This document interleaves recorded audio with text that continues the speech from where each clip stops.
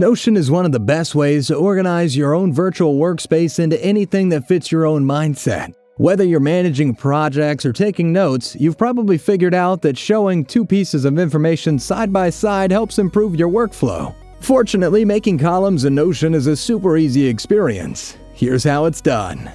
The easiest method for making columns in Notion is to use the web or desktop app. Though this process will work across all compatible platforms, columns will only show up on Notion's web, desktop, and tablet versions. On mobile, everything is condensed into a single column, so keep that in mind before starting.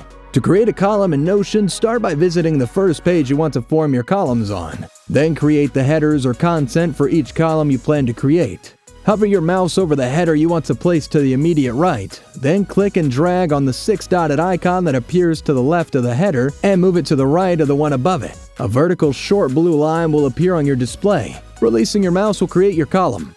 To continue making columns, repeat this process for the rest of your content. You can do this for multiple blocks by highlighting everything you want to move into your new column before dragging and dropping. You'll be able to form as many columns as you want across the width of the page. To resize your columns, just mouse over the space between each individual column until gray vertical bars appear. Click and drag to the left or right to adjust your column accordingly. If you've accidentally created a column by dragging a block too far right, just move the block back to where it was supposed to go. Horizontal blue guide bars will tell you where the drop block will fall. A horizontal blue line that spans the entire page will drop the block under the formatted columns, while a short blue bar that spans the width of a column will drop the block under that specific column.